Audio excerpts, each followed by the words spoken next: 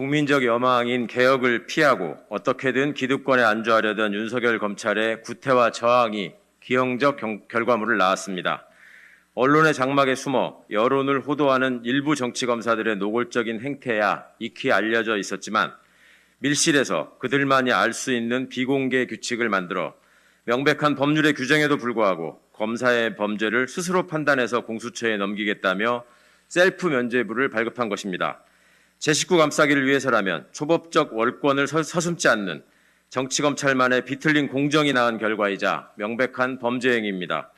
그리고 그 첫 결과물이 바로 윤석열 전 검찰총장에 대한 판사 사찰 사건 무혐의 처분입니다. 공수처법 제25조 제2항에 따라 검찰이 검사의 범죄 혐의를 발견하면 그 즉시 공수처에 사건을 이첩해야만 합니다.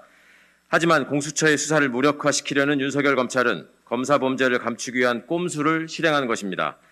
지난해 11월 법무부의 감찰로 판사 사찰 사실이 밝혀져 법무부 장관이 대검 감찰부의 수사를 맡겼음에도 윤석열 검찰은 장관의 지시를 무시한 채 서울고검으로 사건을 넘겼습니다.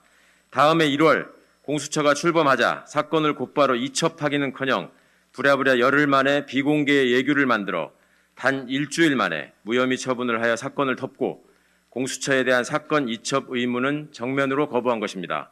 공수처를 무력화시키는 위법행위이자 직권남용 내지 직무유기에 해당합니다.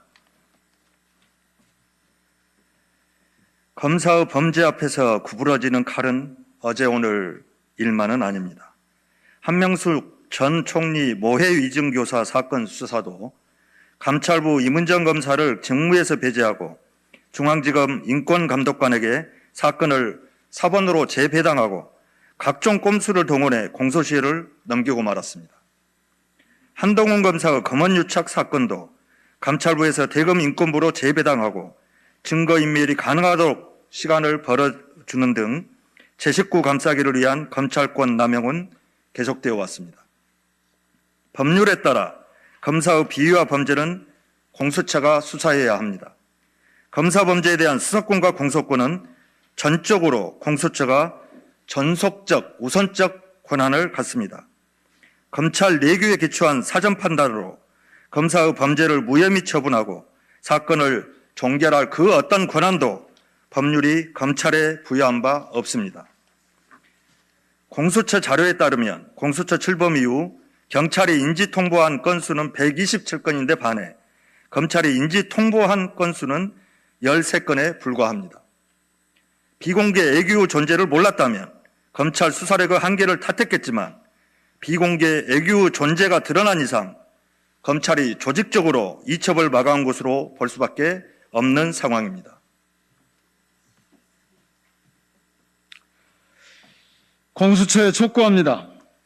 검찰의 이 같은 제 식구 감싸기를 위한 불법 행위를 묵인해서는 안 됩니다. 당연히 공수처가 수사해야 할 윤 전 총장의 판사 사찰 문건 사건은 이첩해야 합니다. 그 밖에도 비공개 예구에 의해 검찰이 불법적으로 자체 종결을 한 검사 사건이 있는지 확인해서 그 범죄 사실에 대해 철저한 수사를 하기 바랍니다. 법무부도 검찰 사무에 대한 감독권을 발동하여 검찰의 이런 무법적, 불법적 행태가 다시 반복되지 않도록 발본색원해야 할 것입니다. 국정을 총괄 조정하는 총리실과 행정규칙을 정비하고 통할하는 법제처도 검찰의 무도한 행위를 방치해서는 안 됩니다. 견제받지 않았던 권력, 무오류주의라는 환상의 철옹성에 갇힌 검찰은 검사가 룸살롱에서 누린 접대비를 멋대로 줄이고 총장 측근 검사 범죄 사건에 대한 재배당을 통해 수사를 방해하고 결국 공소시효를 넘겨 사건 자체를 무마시키는 행위를 멈추지 않고 있습니다.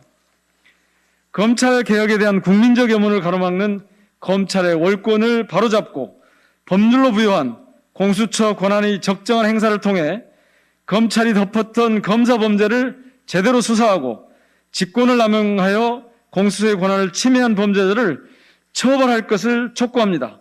감사합니다. 2021년 6월 7일 철험의 의원 일동.